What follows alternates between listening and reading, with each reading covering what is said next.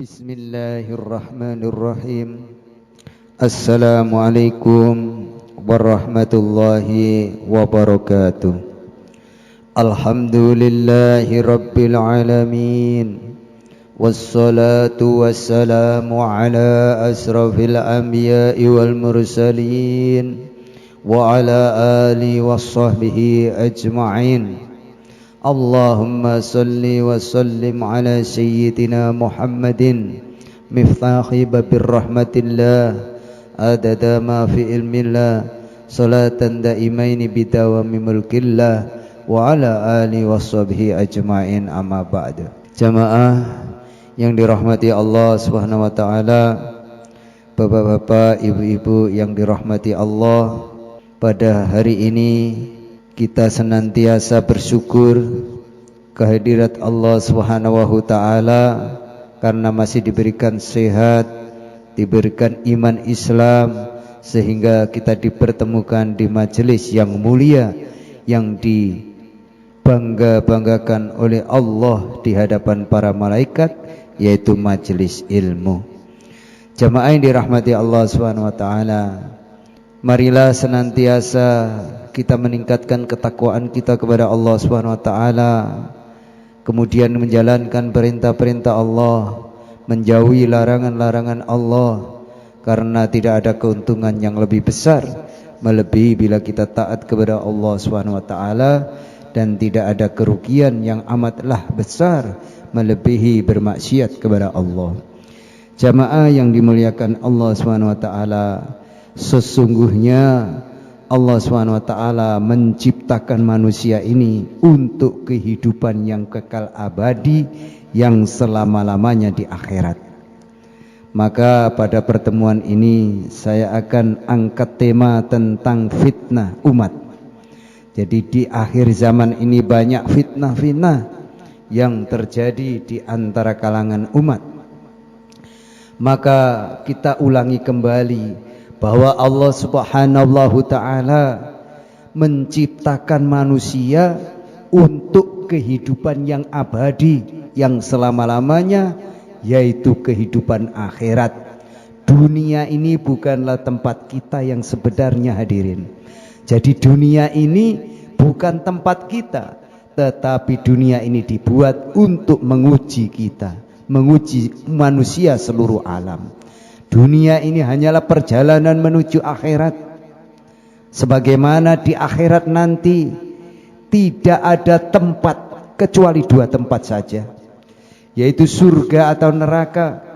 Orang yang senantiasa mengamalkan agama, sesungguhnya mereka berjalan ke dalam surganya Allah Subhanahu wa taala.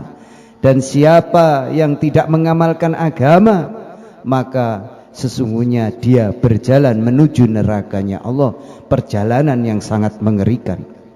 Begitu juga jalan di dunia ini, pada hakikatnya tidak ada jalan kecuali dua jalan, hadirin, yaitu jalan menuju surga atau jalan menuju neraka. Manusia bermacam-macam keadaannya. Ada orang kaya, ada orang miskin, ada pejabat, ada rakyat, ada orang sakit, ada orang sehat. Tetapi hakikatnya manusia ini hanya ada dua golongan, hadirin. Golongan calon-calon penduduk surga atau golongan calon-calon penduduk neraka. Maka janganlah kita terkesan dengan keadaan-keadaan manusia di dunia ini, tetapi kita pandang mereka ini mau pergi kemana. Beruntunglah orang yang berjalan pada jalan yang benar, jalan menuju surga, jalan para nabi dan para rasul, jalannya para sahabat radhiyallahu an. Dan celakalah manusia apapun keadaannya yang berjalan menuju jalan yang salah, jalan yang tidak mengikuti jalannya para nabi dan Rasul alaihissalam. Bagaimanapun enaknya perjalanan, kalau menuju neraka bukanlah enak, hadirin. Bagaimanapun susahnya perjalanan, kalau menuju surga bukanlah susah payah. La khaira fi khairi ba'dahun nar, wa la syarra fi sarri ba'dahul jannah. Kebaikan, tetapi kalau setelah kebaikan itu neraka, bukanlah itu kebaikan. Kesusahan, kalau setelah kesusahan itu surga, sebenarnya bukanlah kesusahan. Jamaah yang dimuliakan Allah Subhanahu wa taala, tambah hari zaman tambah banyak fitnah, sebagaimana yang disabdakan oleh baginda Nabi Muhammad sallallahu alaihi wasallam, li kulli ummati fitnah wa fitnahu ummatil mal. Sesungguhnya setiap umat ini ada fitnahnya. Fitnah adalah perkara yang menyesatkan atau menyelewengkan dari jalan yang lurus. Fitnah umatku adalah harta benda. Jadi fitnah umatnya Rasulullah SAW adalah harta benda. Siapa saja yang senantiasa hidupnya diperbudak oleh harta benda, sesungguhnya dia adalah dalam fitnah yang besar. Harta benda ini adalah merupakan fitnah yang menyelewengkan banyak sekali manusia dari jalan yang lurus, dari jalan yang diridhoi oleh Allah Subhanahu wa taala menuju jalan yang dimurkai oleh Allah Subhanahu wa taala. Maka berhati-hatilah dengan harta benda. Kata para ulama, takutlah penyihir yang sangat hebat yang bisa menyelewengkan hatinya para ulama, yaitu dunia. Jadi penyihir yang paling hebat itu adalah dunia, kata para ulama. Maka hadirin, tidak ada jalan keselamatan dari fitnah-fitnah dunia kecuali senantiasa kita memandang kepada negeri akhirat. Maka supaya kita terselamatkan dari fitnah dunia, maka pandanglah negeri akhirat. Kalau sudah ingat akhirat, maka dunia tak berarti apa-apa. Karena dunia hanyalah sekedar ujian, dunia hanyalah sekedar lewatan untuk mencari kehidupan yang abadi, yaitu dengan mengamalkan agamanya Allah Subhanahu wa taala. Sekarang akhirat sedang dibangun besar-besaran, surga sedang dibangun besar-besaran. Apakah kita ada bagian di sana? Dan neraka sedang disiapkan besar-besaran juga oleh Allah Subhanahu wa taala, disiapkan untuk manusia yang tidak mengamalkan agama, manusia yang senantiasa mencari dunia semata. Itulah orang-orang yang akan menuju neraka. Apakah kita akan menjadi penghuni-penghuninya? Maka orang yang senantiasa memandang ke depan, memandang akhirat, insya Allah dia tidak akan tertipu dengan dunia ini. Kekasih kita baginda Nabi Muhammad sallallahu alaihi wasallam sudah ada di sana. Orang-orang yang kita cintai, para nabi, para rasul, para sahabat sudah ada di sana hadirin. Para wali-walinya Allah sudah ada di akhirat. Mana mungkin orang yang beriman betah di dunia ini, sedangkan kekasih-kekasihnya sudah ada di negeri akhirat. Jadi orang-orang yang beriman, orang-orang yang senantiasa memikirkan negeri akhirat, di dunia ini tidak kerasan hadirin, maka ingin segera menyusul kekasihnya, para nabi, para rasul, para syuhada, para alim ulama yang telah mendahului kita. Itulah orang-orang yang dalam hidupnya senantiasa fikir kepada negeri akhirat, sehingga dunia ini tidak terbesit di hatinya kecuali hanya negeri akhirat yang kekal abadi, yang selama-lamanya. Karena dunia bagaimanapun kita cari, bagaimanapun siang dan malam kita cari, setelah terkumpul tidak satu pun kita miliki. Itulah dunia hadirin. Maka kita tertipu dengan dunia. Supaya tidak tertipu dengan dunia, maka fikir negeri akhirat yang abadi, yang kekal, yang selama-lamanya, dengan memakmurkan masjid, yaitu dengan sholat berjamaah. Inilah orang-orang yang untung, inilah orang-orang yang sukses dalam kehidupannya. Kalaupun kita diberi umur 100.000 tahun, toh pada akhirnya meninggalkan dunia ini dan tidak punya apa-apa yang kita bawa, kecuali harta kita gunakan untuk perjuangan agama, umur kita gunakan untuk perjuangan agama, kesehatan untuk kita perjuangkan agama, Itulah orang-orang yang cerdas, itulah orang-orang yang untung hadirin. Maka dengan nasihat-nasihat baginda Nabi Muhammad sallallahu alaihi wasallam lewat para sahabat tabi'un tabi'in, para ulama, sehingga sampai ke telinga kita. Sampai hari ini kita bisa dakwakan, bisa mendengar ucapan Rasulullah. Semuanya akan berantai, berujung kepada kebaikan-kebaikan yang kita dapatkan bila kita senantiasa mendatangi majelis ilmu, mendatangi majelis kebaikan, sehingga kita, umur kita, sehat kita, seluruh yang kita miliki akan menjadi barokah. Itulah hadirin pentingnya majelis ilmu, sehingga kita faham bagaimana hidup setelah kematian.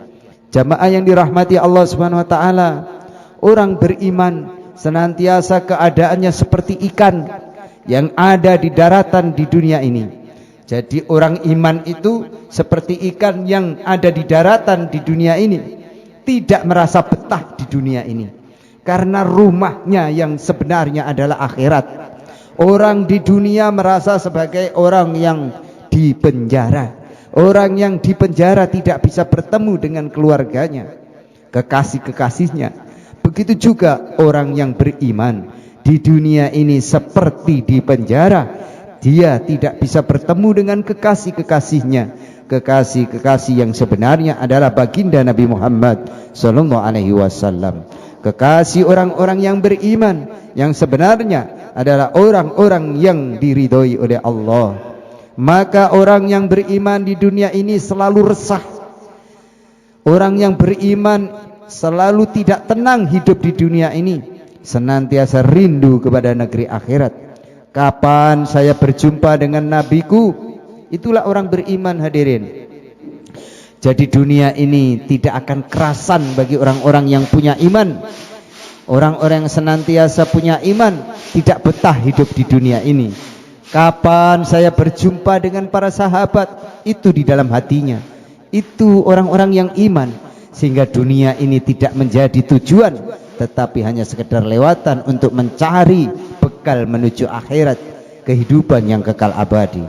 Kapan saya berjumpa dengan Tuhanku? Itulah orang-orang yang iman senantiasa berpikir bahwa dunia ini hanya sekedar lewatan. Hari-hari kita mendengar cerita keagungan Allah, hari-hari kita mendengar kehebatan Allah, hari-hari kita mendengar kekuasaan Allah, tetapi belum pernah berjumpa dengan Allah. Dan jumpa dengan Allah itu jalannya adalah dengan kematian hadirin.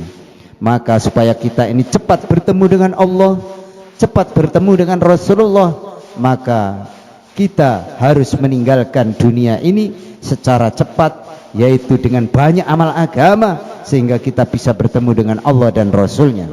Maka orang yang beriman menjadi cinta dengan kematian itu. Maka ingatlah kematian itu sebanyak 20 kali, agar dosa-dosa kalian berguguran.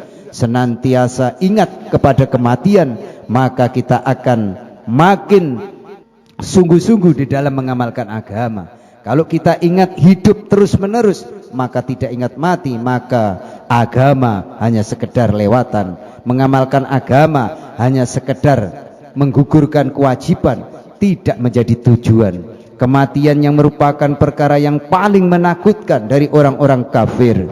Tetapi bagi orang yang beriman, kematian adalah perkara yang paling dicintai. Jadi orang iman itu bila menghadapi kematian gembira. Karena apa? Karena mereka mencintai Allah dan Rasulnya, dan mereka akan dimuliakan oleh Allah Subhanahu wa taala.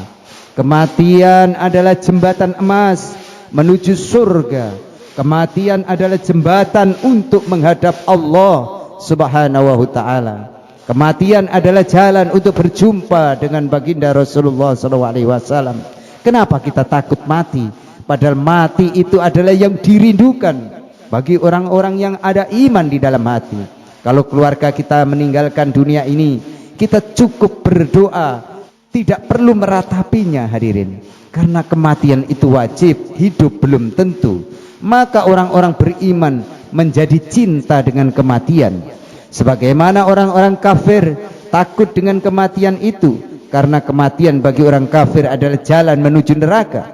jalan untuk meninggalkan seluruh kesenangan menuju ke malapetaka yang kekal abadi yang selama-lamanya. Hadirin yang dimuliakan Allah Subhanahu wa taala, maka pada majelis ilmu yang mulia ini senantiasa kita berdoa kepada Allah. Terpenting adalah doa supaya tetapkan iman kita dan Islam kita sampai akhir hayat kita, sehingga akhir hayat kita ini menjadi hari yang paling bahagia, hari yang paling menyenangkan, hari yang paling didambakan. Dan kita juga berdoa kepada anak-anak kita, keluarga kita, dan semua umat Islam agar mereka ditetapkan imannya, ditetapkan Islamnya, mati dalam keadaan iman, mati dalam keadaan Islam, sehingga mereka mendapatkan kebahagiaan yang sebenarnya. Mudah-mudahan kampung kita ini menjadi kampung yang senantiasa amal agama, sehingga seluruh penduduk kampung kita ini, khususnya KPR Pondok Magetan Indah ini, seluruh penduduknya dimakmurkan oleh Allah Subhanahu wa taala bila sudah berbondong-bondong menuju masjid untuk sholat berjamaah, bila berbondong-bondong ke masjid untuk senantiasa belajar agama, maka seluruh kampung itu akan ada barokahnya, seperti kampung Madinah Al-Munawwarah, kampung yang kecil tetapi kampung di situ penduduknya tidak ada orang yang hidupnya susah karena amal agama hidup. Untuk itu jamaah yang dirahmati Allah Subhanahu wa taala, supaya kampung ini penduduknya semuanya diberi kebahagiaan, semuanya diberikan kemudahan hidup dunia akhirat, maka mari kita kerjasama untuk menghidupkan masjid kita. Masjid kita gotong royong membangun, maka kita memakmurkan harus kerjasama juga untuk menghidupkan amal masjid, yaitu dengan senantiasa mendakwakan agama, senantiasa banyak zikir kepada Allah, dan senantiasa bekerja sama untuk senantiasa berbondong-bondong sholat menuju masjid, sehingga kampung kita ada barokahnya, kampung kita menjadi kampung yang penuh keberkahan, karena siapa penduduknya memakmurkan masjid akan turun dari langit dan bumi rezeki yang tidak disangka-sangka. Itulah yang dijanjikan Allah kepada manusia. Mudah-mudahan kita diberi kepahaman oleh Allah Subhanahu wa taala, sehingga kampung kita menjadi kampung yang makmur, kampung yang senantiasa ada barokahnya, kampung yang senantiasa jauh dari malapetaka, yang dimana penduduknya sejahtera karena sudah menghidupkan amal agama. Mudah-mudahan Allah pahamkan kepada kita, supaya Allah pahamkan agama. Mari kita tutup dengan doa kafarah majelis. Subhanaka Allahumma wa bihamdika asyhadu an la ilaha anta astaghfiruka wa atubu ilaik. Wassalamualaikum warahmatullahi wabarakatuh.